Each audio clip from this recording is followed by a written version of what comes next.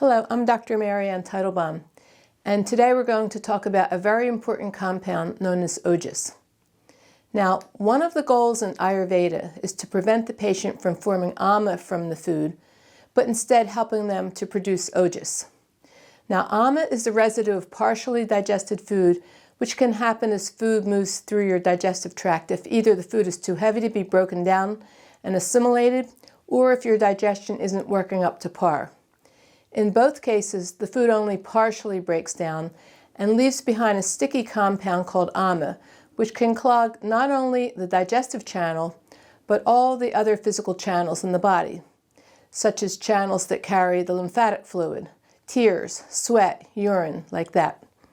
Instead, Ayurveda works diligently with each person to both fix their digestion and teach them how to follow a diet which encourages the production of Ojas, which gives them great strength and stamina. Ojas is produced after all 7 tissues have been nourished. If you recall from past videos, once the food leaves the digestive tract, it goes into the blood plasma, stays there 3 days, then systematically goes into the rest of the 7 tissues: the blood, muscle, fat, bone, bone marrow, and the reproductive fluids. Then at the end of the 7th tissue, after the reproductive fluids are formed, Ojas is produced, roughly after 1 month of eating the food, since the food spends 3 to 5 days in each of the 7 tissues.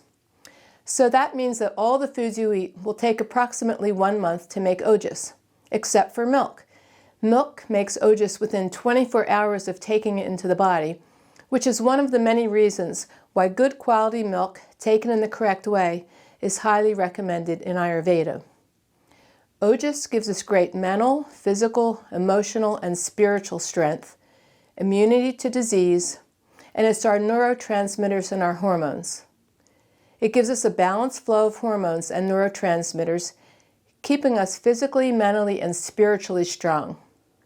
My teacher and mentor, Vaidya Ramakant Mishra, described Ojas as the connecting factor between every organ and system, connecting the inner physiology and the outer world.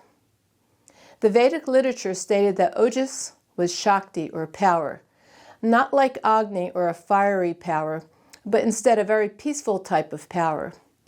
Ojas is powerful yet peaceful at the same time, which is kind of a unique combination. And they stated that Ojas gives us great strength, or bala, or Shakti power. There is a quote in the Charak Samhita, one of the definitive texts of Ayurveda, which states, Yojaha Soma Makam, which tells us that the source of Ojas is Soma. So where does Soma come from? The answer is that it comes from the moonlight, which is part of the 3 energetic principles which make up Prana. Now, Prana, or the life energy, comes from the cosmic radiation that enters into our body through various marma points and orifices on the head, such as through the ear canals and the sinuses.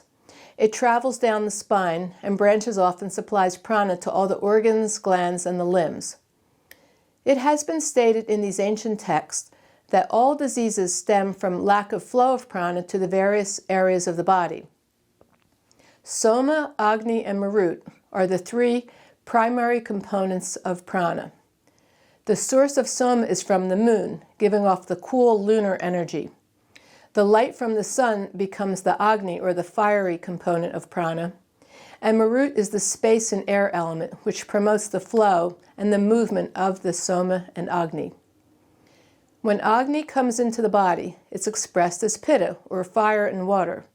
The water or liquid Soma balances out the fiery aspect of Pitta.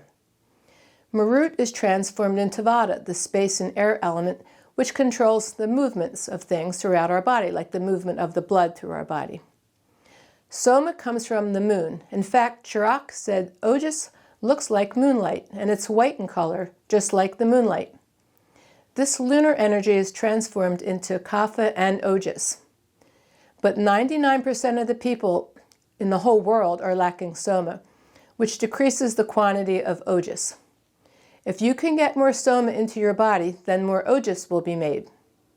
Now, there's several ways we can accomplish this. First, keep your pH level alkaline. A low pH level, or an acid pH, will bring down the Ojas level because the acids can burn the Soma. Therefore, it's best to drink water directly from the earth, which contains prana and has an alkaline pH. Don't wake up and drink lemon water, which is a fad right now, as the first taste you want to taste upon waking up is a sweet taste, according to the ancient texts. Good alkaline spring water is considered sweet, and so is boiled milk. Also avoid coffee and tea, as the acids found in coffee and tea can build up over time and begin to burn the Ojas. Cooked whole grains are also considered sweet and are also a good way to start the day. Vajra Mishra used to tell people to favor sweet, juicy fruits to help them make more Ojas, as they're loaded with Soma from nature. Fruits like apples, cherries, pears, and grapes. And vegetables like green zucchini and yellow squash have lots of Soma. In fact, these two vegetables have the most alkaline pH of any vegetable. We can also get Soma by walking in the moonlight. We even breathe Soma in the air. But in large cities like New York City, there's so much less prana from nature, but instead lots of electromagnetic frequencies, which also burn the Soma. So it's important to get out in nature whenever you can, to breathe in the pure, fresh air filled with pranic energy. You can get pH strips online and test your pH first thing in the morning. Test your saliva before any food is eaten.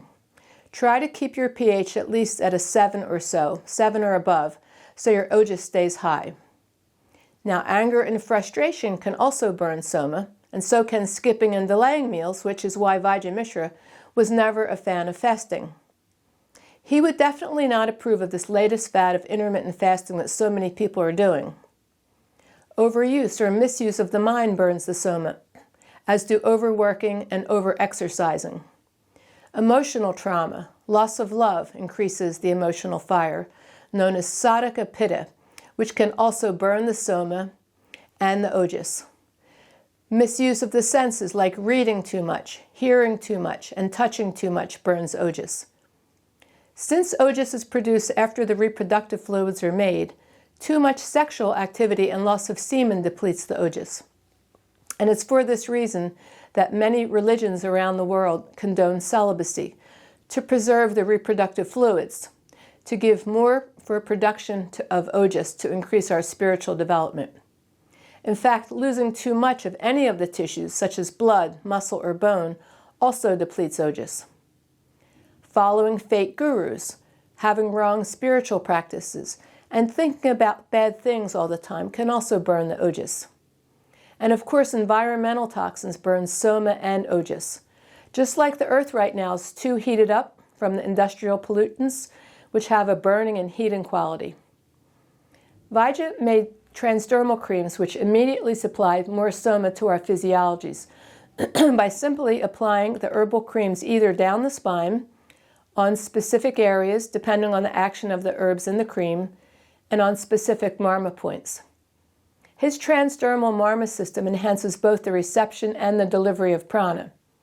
He made over 100 transdermal creams using various herbs to effect healing at every level of the physiology and for almost any imbalance you can think of.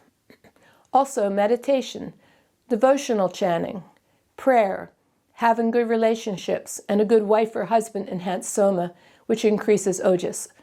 It's important to have a good daily routine to receive more Soma, which means going to bed before 10 p.m., eating meals on a regular schedule, and waking up before or as the sun rises promote the production of Ojas. And real laughter, not artificial or fake laughter, also enhances Soma. Sometimes the level of Ojas is okay, but the flow of Ojas could be blocked and can't get to its destination. This can happen if the physical channels are clogged by eating heavy cold foods, cold milk, ice cream, frozen yogurt, hard-aged cheeses, nut butters, bananas, winter squashes, chocolate and cacao. Chia seeds, hemp seeds, and pumpkin seeds are also channel clogging. So are the winter squashes and heavy red meats. And unfermented soy like tofu, edamame, and soy milk. So in a case like this, it's not that the Ojas is low, but it can't travel to where it's needed. So hopefully if you follow these Ayurvedic principles to keep up your levels of Ojas, You'll feel blissful, energetic. You'll have lots of strength and stamina into old age. You'll have balanced hormones and neurotransmitters, freedom from disease, and a balanced mind, body, and spiritual life. Learning about Ojas, what it is, where it comes from, what enhances it, and what depletes it is all part of the divine knowledge Ayurveda has to offer, which sets itself apart from most other healing modalities. It provides us with yet another tool to increase our longevity and deepen our spiritual lives. Thank you.